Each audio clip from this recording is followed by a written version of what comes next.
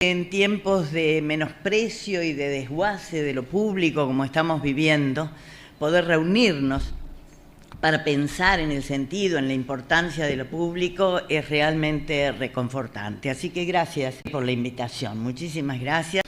Y que entonces yo pudiera hablar de la otra, esa otra radio, esa que desde mediados del siglo pasado comenzó a desarrollarse en América Latina y que recibió montón de nombres: popular, comunitaria, alternativa, participativa, educativa, ciudadana, en cuyos orígenes podemos encontrar miles de razones, porque en cada país, en cada contexto, este tipo de emisoras han empezado a existir por diversas razones. Y sin embargo, en ese montón de razones hay dos fundamentales que podemos siempre encontrar.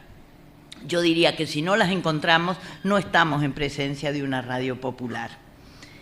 Por un lado, las injusticias estructurales que caracterizan a nuestras sociedades, las desigualdades y opresiones que viven las grandes mayorías y algunas minorías, y la voluntad de subvertir ese orden injusto. Y por otro lado, el convencimiento de que ningún proyecto de cambio, de que ninguna transformación social es posible si fundamentalmente no se enfrenta a una de las manifestaciones más potentes, más profundas de la dominación, que es la construcción restringida del espacio público. ¿A partir de qué? De silenciar voces, de disciplinar cuerpos, de disciplinar ideas, y por otro lado, la manipulación de la información para justamente hacer parecer natural el orden injusto. En realidades y coyunturas muy diferentes, ese tipo de razones son las que hicieron que la radio, esta radio del acompañar y el servir de la que hablaba Carlos, fuera pensada por una gran variedad de grupos, por sindicatos, partidos políticos, asociaciones religiosas, grupos juveniles, culturales, etcétera, etcétera, etcétera. ¿Cómo qué? Como una posibilidad. ¿Posibilidad de qué? De ampliar y fortalecer sus prácticas organizativas y reivindicativas. Grandes o pequeñas emisoras nacieron, como bien dice una gran compañera de este mundo de las radios populares, específicamente de AMARC, de la Asociación Mundial de Radios Comunitarias, una colombiana, Mónica Valdés. Mónica dice que esas radios nacieron para ser un contrapeso en la disputa narrativa, que es parte de las luchas por la hegemonía cultural y política. O como, en un sentido similar, dice nuestra querida compañera Claudia Villamayor, en La Plata no hace falta decir quién es Claudia, pero para quienes no son de acá, no es solo una docente de esta casa, sino que es una militante y académica de la radio popular por excelencia. Y Claudia dice que estas radios nacieron para desnaturalizar el vozarrón del mercado. Me encanta esa expresión, el vozarrón del mercado, el vozarrón del dominador, contra el cual se pronuncian, dice ella, palabras ligadas a las necesidades y derechos. ¿Cuáles son hoy las palabras y voces acalladas por los poderes que dominan la vida pública, pero también los ámbitos privados?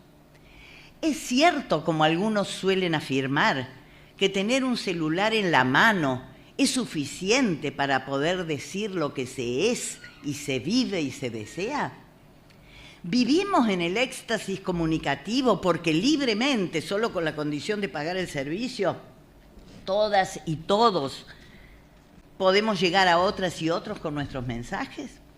¿O sucede que tras esa ilusión de inmediatez y universalidad también hay silencios? ¿Cuáles son? ¿Cómo son? ¿Qué es lo acallado? ¿Por qué hay algo acallado y quién acalla? Y si la palabra de los otros es la que tiene que movernos a hablar, como yo decía, que sucede en las radios populares, ¿dónde escuchar esa palabra? ¿Los territorios siguen siendo solo espacios físicos? Ese arraigo en el territorio. ¿Estamos hablando de un territorio solo físico hoy? ¿O también hay que pensar en los territorios virtuales, en los nuevos espacios digitales donde transcurre la vida. ¿Cuáles son las sonoridades de esos espacios con las cuales tenemos que dialogar y confluir para armar algo que sea común y algo que sea compartido?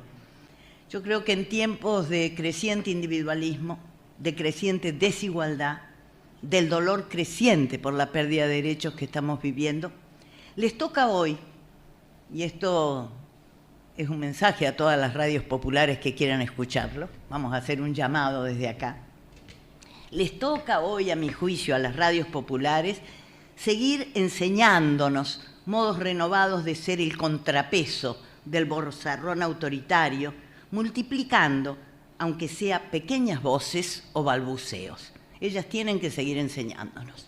Eso.